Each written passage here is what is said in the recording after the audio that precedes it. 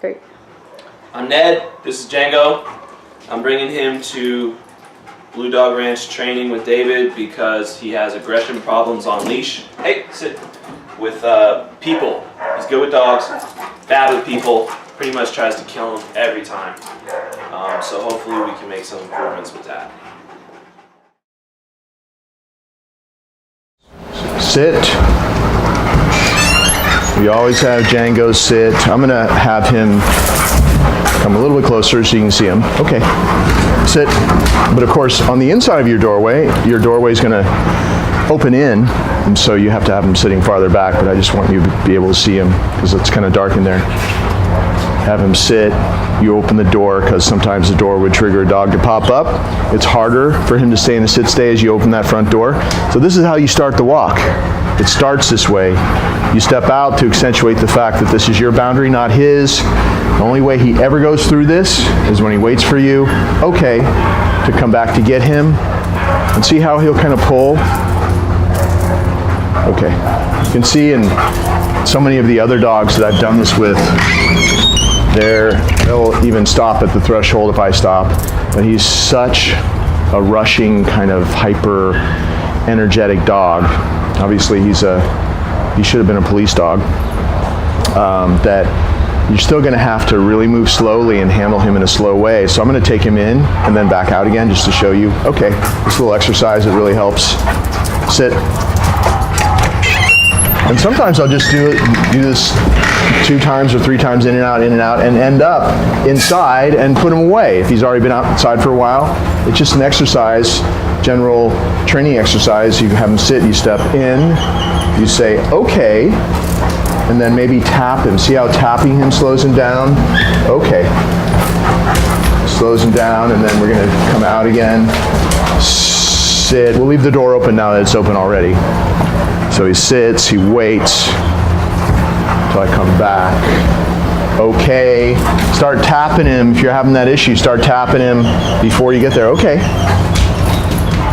And then it's much easier. And then, of course, when you're actually going to leave, you got to do your little left turn there, close the door, sit if you're by yourself, and then the next clip is going to show us coming out of the front gate onto the street. But you always start the walk this way because if you let him just get all excited and pull you outside, and he's not thinking and not in the zone, so to speak, because of the way you handle him, he's so much closer to being aggressive with the first person he sees. So that's why whenever we go for walks, I always go this way, start it this way. And even if he's just going to be in this yard, this front yard or the backyard, which is enclosed, we always do that front door and back door exercise just because it's a great exercise in calmness to do throughout the day.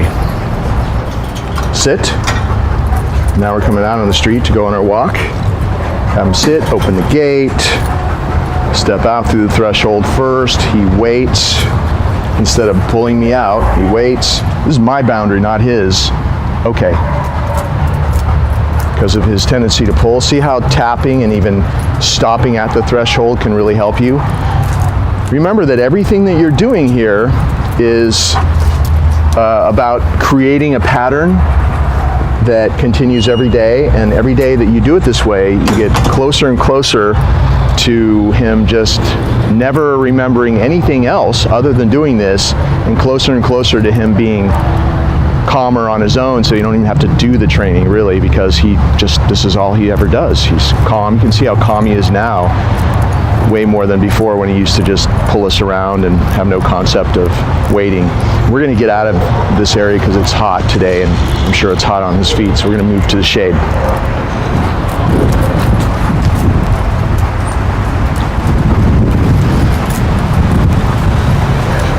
So what I'm going to do here, and you're still filming, right? What I'm going to do here, we picked a shady spot of the sidewalk. I'm going to come towards the camera, so stay at the edge of the shade back there, and I'll get, obviously as I come closer to you, you'll see more and more what I'm doing. You can probably see what I'm doing from right here. But this is something that I do with him on the street every day, and it really makes him calmer, really slows him down out here. And it's just left-hand circles, basically, and that's what I call it, left-hand circles. Sit. and it's a little exercise. And if you do it 10 times in a row, I think I might be able to get 4 out of this space here, but 10 times in a row, you'll see that he's way calmer on the street, and he'll keep getting calmer and calmer. So we start like this. He's sitting. Okay. Walk about 10 feet or so. Do your left circle. Sit. Eye contact. Good. Okay. Walk about 10 feet or so. I don't care if he wants to sniff or not. Nope. See how I just tapped him a couple times? Did my left circle. Sit. And good. Okay. A little bit closer. This will be the last one because we're almost on top of the camera. Left circle. Sit. Eye contact. Good. Since he only has one eye, it really is eye contact. Before I release him, I always do this little sit stay. And remember, to do it 10 times in a row is great. You just saw me do it 3 times in a row. But do you see how calm he gets after just 3 times? Good. And then go. He's released. If you do this when you start your walk, and I know your neighborhood is different than mine, this is a fairly quiet street. You know, if you find a place, you try to find a place where there's not so many people, or I know that you have a very long straight street, just do it when you don't see anybody coming and stay vigilant so that nobody pops up out of nowhere. But you can probably easily get 3 at a time like I did, and then release and do 2 or 3 at a time at another point when there's nobody coming on the sidewalk. And you notice that there is a guy with a camera right here, and he doesn't care. And can you step forward a little bit? There's going to be a woman that gets out of the van right here. If you can see this right here. Okay. And when she gets out, we will show. See, he's looking at her. I would suggest, come. Good. Don't let him get aggressive. Use the training and call him away. Staring, plus any of this, of course, is a no-no. Leash tension is an absolute no-no, and throughout the video you see there's not going to be any because of the way I handle him. But staring and leash tension can easily create leash aggression in a dog like him, and we know that he's had bad experiences with people in the past, and he's bitten people, lunged at people, things like that. So that's why he's here. So she's about to get out. Can you see her getting out? Come. So see how he hesitated a little bit, but he still did it. And you may have seen that I gave him a little pop like that. When he came to me, I gave him a big handful of rewards. And that's why now he doesn't bark and go crazy when he sees people this close, because we've been doing this for a long time now. He's been here for a number of weeks, and we've been practicing it every day. And now, at the very least, you have a fuse that we built up. He doesn't just react right away. He's not on a hair trigger and just barking and lunging. He actually will look, and it gives you plenty of time to call him, use the training, call him away. You're not restraining him, you're not dragging him, you're just using the come command, which he's really got well now. Come. Good. What's he doing there? He's breaking away from that person. He's not staring anymore. He chooses to discontinue, lusting, so to speak, after that person or whatever it is, and come back to you, get paid, which makes him relax right there. And then let's say that there was somebody there, you do your little left turn and get out of there. Use your body, always doing those left turns. If the leash gets tangled up somehow when you're in a safe place, you just untangle it later, but get him out of there. And never drag him around. Make sure you're never dragging him around, because tension on the leash will cause stress and tension in the dog, and with him will lead to aggression again. So we're never going to do that with him. It's always just tapping and turning, just like you saw me doing with the left-hand circles. Anyway, this is the beginning of our walk, and you see what we've been doing every day, and then you'll see what we lead up to doing after we're out here for a few minutes.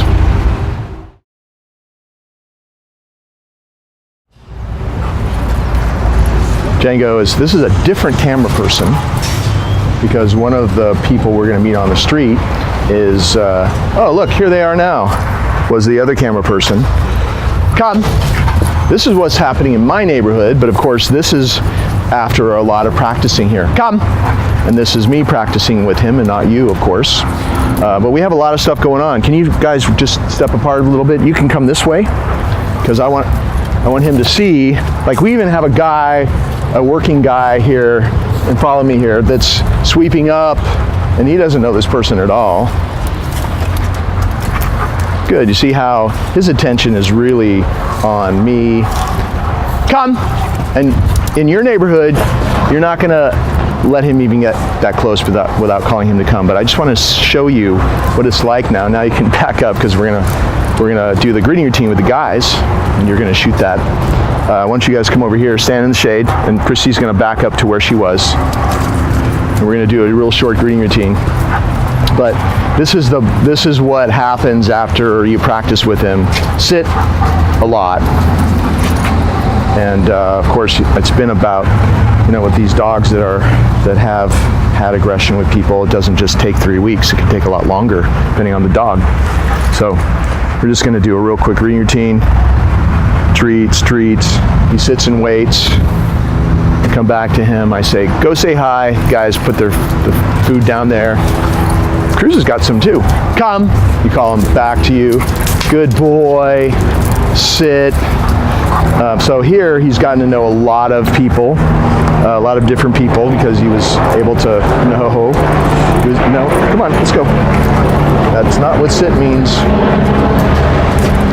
He was able to get to know them gradually. And then I started having him meet them on the street like he would normal people. So his impression of what it's like, he does not know that person back there, and he's run into a lot of people he doesn't know. And there's also going to be a Home Depot sequence as well, so you can see what he does. We're just crazy everywhere with people and carts and things like that. But because I took these people he got to know here gradually, and I started practicing with them on the street, now his impression of seeing somebody on the street here is different, because he's met a lot of people on the street that he knows are cool and that he already knows, and they give him treats, and so it's easier for him to accept new people on the street.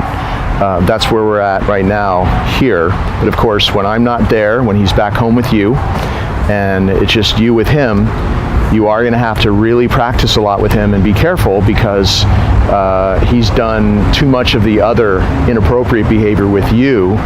And granted, you're living in a new place now, but still, you're going to have to practice this stuff that you see me practicing on the video, and follow the rules for a while to give him time to accept doing this kind of behavior with you now. No matter how much we practice with me there, it's really all about what happens when I'm not there anymore, and with you getting the same result, it's just about doing what I did to get this.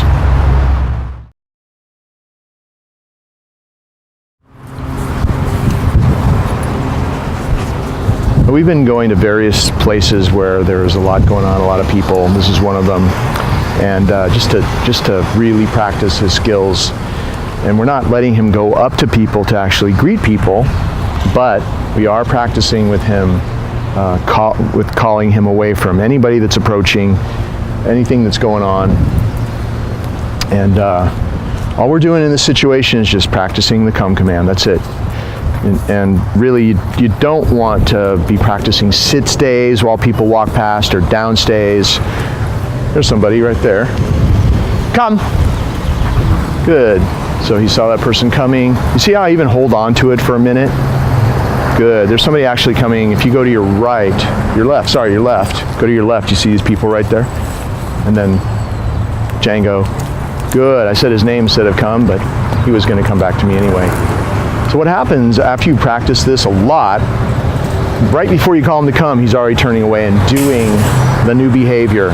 So the new behavior with me has been replaced, or it has replaced the old behavior. The old behavior, the very, very inappropriate behavior, was see somebody coming, bark, lunge, pull, whatever he was doing with you. Now, he turns around. Good. You saw some people over there. And you can just show to your right what's going on over there. People are walking around. Let's walk up to this person with the cart. It's really not even an issue anymore. And if he doesn't look at that situation, then it doesn't matter. But if he looks at somebody or something, you want to call him to come to you. But once again, of course, that is what it's like here with me. And because the rule is that dogs associate behavior with people and places, good. You have to do exactly what I've been doing to get to this place with him in your location with you. And remember, he never practiced this behavior, the bad behavior with me. I didn't bring him out here into public, come, until he had the skills in which to handle these situations. But he has practiced doing the aggressive behavior and whatever he was doing. I know he was out of control. I know he here's somebody coming right here. So see, this person is going to come close to us. See how he turned back to me? And see how you can keep his attention just by doing this for a long time, and he'll ignore whatever's passing by. And it's a big old handful of chicken breast. So here, I brought the chicken breast. Now there's going to be one more person coming from behind the camera person, and then you'll catch it as he's passing by. So see how he is? Come! See how he looked at him? That's a situation you would call him back from. But you see how it is at least half the time now, somebody pops up, comes from a different direction, and he will actually make the choice before I even say come to turn away from that person and come back to me. And remember that he's practiced being very inappropriate with people, with you, and he hasn't done that with me because I didn't take him into those situations till he was ready to be able to do the appropriate response. So you're going to have to keep practicing this so that you actually have what I have now. Because he needs to practice the things that we're doing so that he has a different impression of you in these situations. Okay.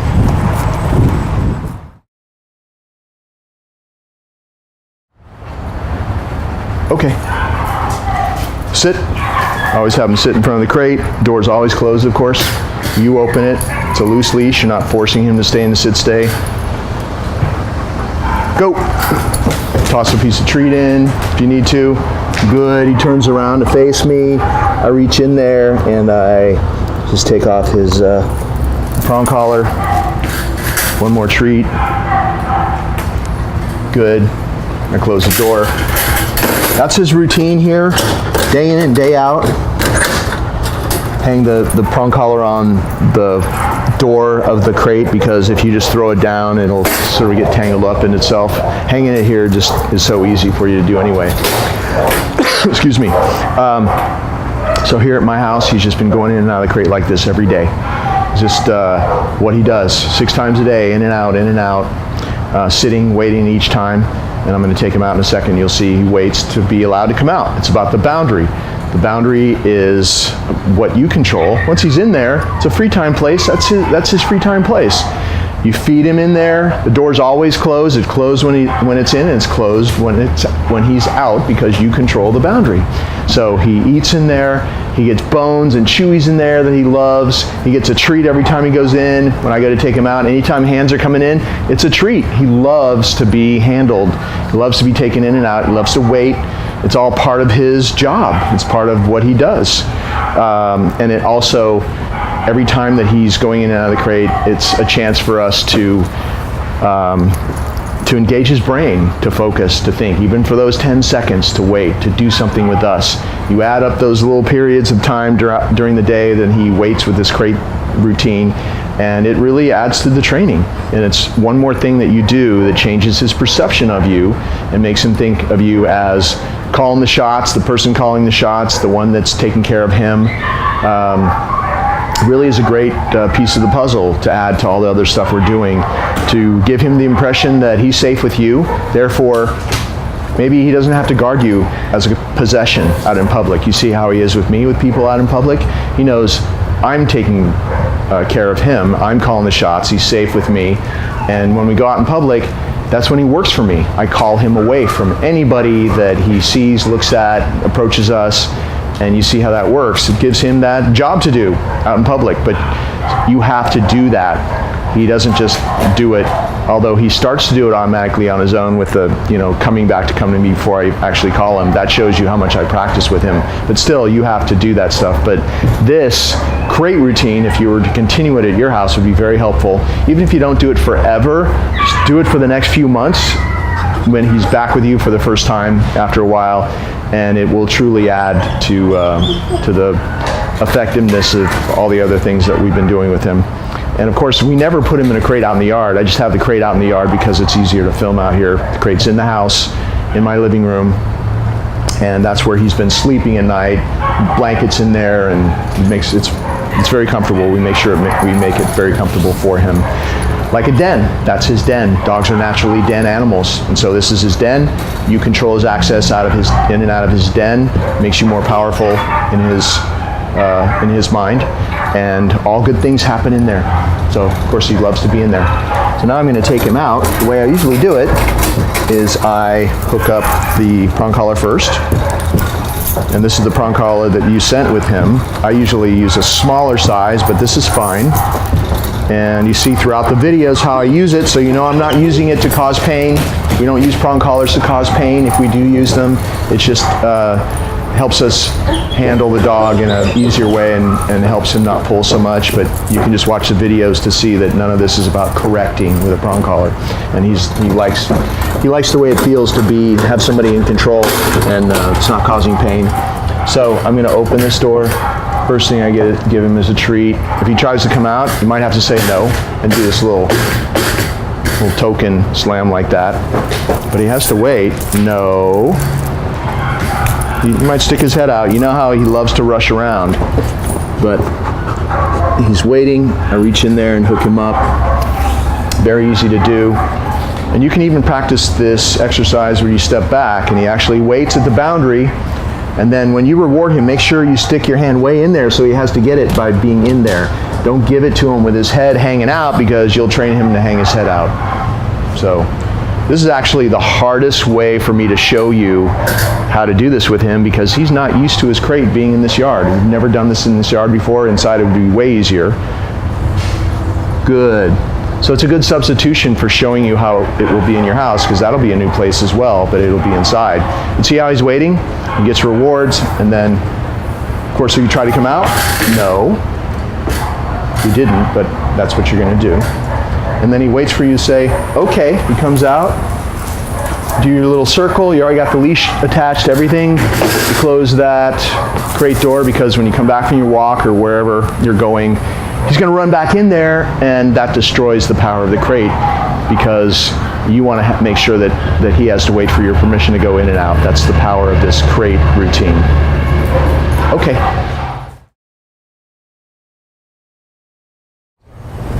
Sit. Always have him sit first before you send him on the mat. He's going to be on your left, obviously. With your right hand, pat his chest and say, go to your mat. Walk over with him and say, down. And then you practice this really solid downstay for up to 5 minutes. I do it 5 minutes a day with him now. So it's a 5-minute downstay. Good.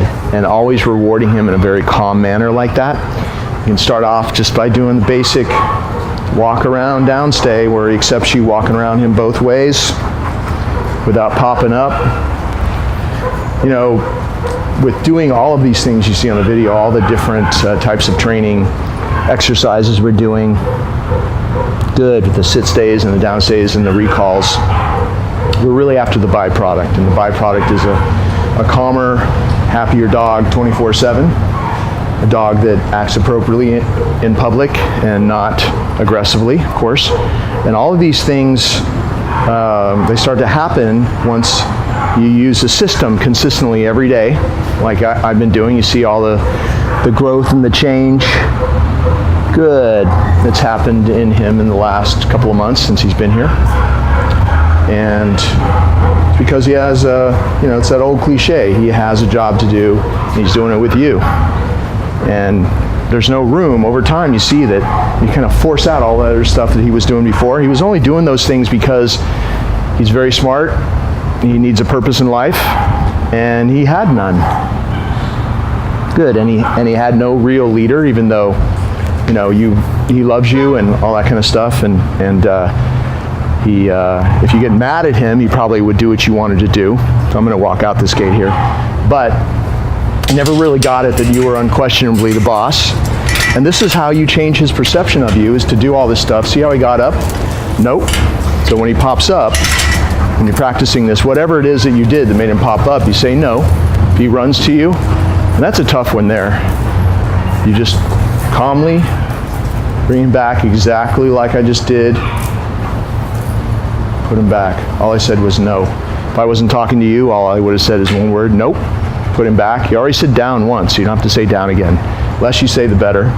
Except for if you have a thing like this happen, and you know it's a tough one for him. You can remind him while you're working on it. You can remind him what you want him to keep doing. So before I go out here this time, I'm going to remind him down. Okay, so that time he got it. He gets a reward. And notice how I'm rewarding him. Good. Let's try something else. And you're able to see me around this bush, right? Okay. Down. Let's go a little farther this time. As I was saying before, now we'll open this. As I was saying before, just to wrap up my point a couple minutes ago before he made that mistake, you have to take him through this stuff for him to change his impression of who you are. No. Good. Do exactly what you see me doing on the video. He already knows how to do it. I've done the training, he knows how to do it, but you have to do the handling. Handle him the way I'm handling him. For him to change his perception of you and to be doing all these things with you as you see him doing with me. It's all about how you handle him. So you do stuff this way, and over time you get what I have. So this will be the tough one, me going out on the street and disappearing. Down.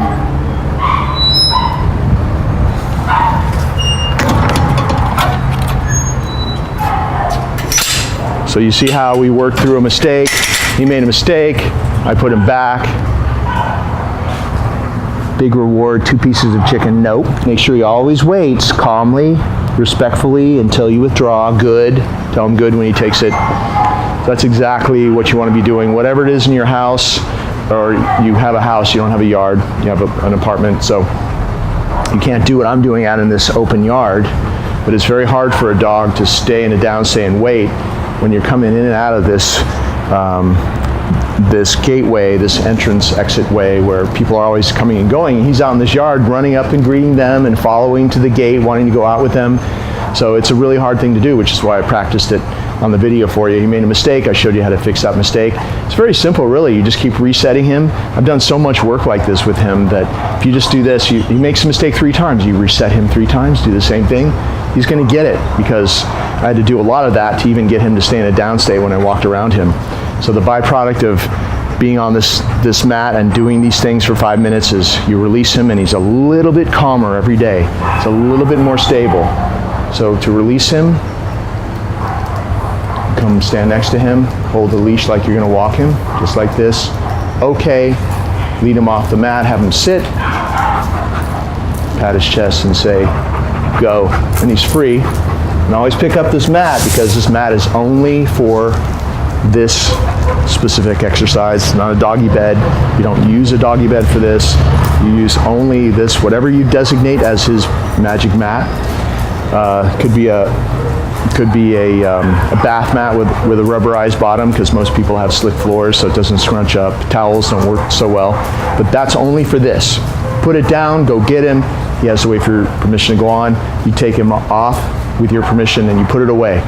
It's only for this one thing. That's why it's such a powerful exercise, because he starts to associate that behavior with going on to this. Makes him learn it faster and deeper than the old school way of practicing downstays just with no mat, not doing it this way. So that's why we do it this way. Sit. Good. See how I rewarded him? Eye contact, he looks up at me, gets the reward. It's a very subtle thing, but it's really important that you not just feed him, with the hand like this, where he's not looking at you, or you're more of his servant than the one in charge. If he's looking at you in the eyes, you're above him, and he's receiving that reward from you, really adds to his perception of you. Good. One of, you're the boss. And it just helps. It helps take everything to a new level of focus as well. So much better than this kind of thing, where he's not even paying attention to you. So it's really all about the details. Just changing that one little thing about the sit-stay changes everything. And of course, we're not saying stay, because he knows that sit means to stay there until he's released. So now, in modern dog training, hopefully everybody's just not saying stay anymore and just teaching them to wait to be released, because the less you say, the better. Less commands, the better. The more behaviors we put into no, he's getting tired because I'm talking too much. So if he makes a mistake, usually it's going to be popping up and running off or whatever. No. Okay. So it's no. Let's say he popped up. Do your little reset circle, just exactly like I just did it. Your body is walking into him, resetting him, putting him there. So I was just saying that teach him to wait until you come back next to him like this. Well, he's already, you don't have to teach him because he already knows, but always do it this way, since you're learning the moves to be the handler. Keep doing what I've been doing.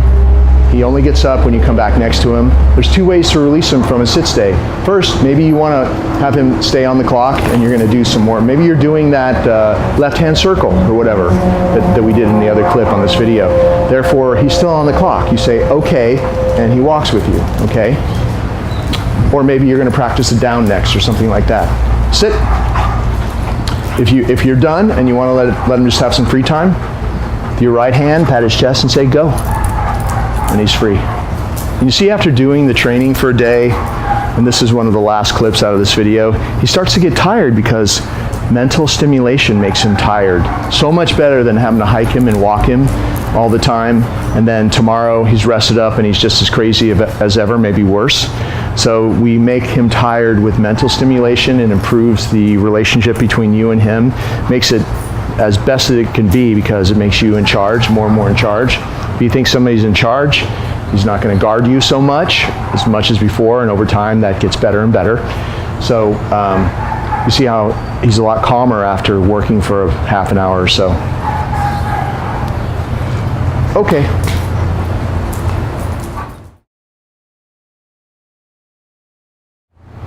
When I'm practicing calling him to come, I always do it the same way. Whether you're on the street or you're just practicing in your house or somewhere, you always want to make sure you call him when he's looking away from you, because that's a real life situation. So I'm going to toss a distraction and then call him away from him. Good. See how I backed away a little bit? When you back away, the dog is drawn to you faster. So you practice in a certain way so that when there's no leash and there's no treat, you got nothing, he runs to you. If you stand still and you don't back away when you call him to you, he's going to have a half-hearted recall. But when you back away, it draws him to you. And I'll show you what happens if I move faster. Go, he's going to go over there, he wants to eat that stuff. Come! See how he runs to me? Good boy. And I didn't even have a reward that time. I just used this target. So make sure that you call him to this closed hand target. And even if you call him to this 10 times in a row, he'll, at this point, always be wanting to hit the lottery because we've done it so much. Go. Come. Good. He's always going to be wondering, hey, is this the time that there's something in there? But if you don't have a treat, it's just, hey, go. Come. If you don't have a treat, good boy, just love him up extra.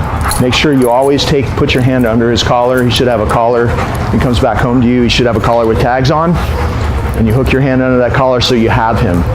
Smart dogs like him will get used to the fact that you give him a treat and then he'll grab it and run off before you restrain him. So if he has a leash, you see what I'm doing. Come. Grab the leash at the same moment that he takes the treat from my right hand, and of course the leash is around my wrist, as you've seen, so you don't have to hold on to it. Come. Good. It's just like that. Say good when he takes a treat, because we want to say good the moment he gets the treat, because later on you say good and he probably almost thinks he got a treat, won't even miss it. So you're always backing away. You're always grabbing the leash or collar with the other hand as soon as he takes the treat. So you got him, so you can get him out of there if possible, move into him and get him away from the distraction, whatever you're calling him away from.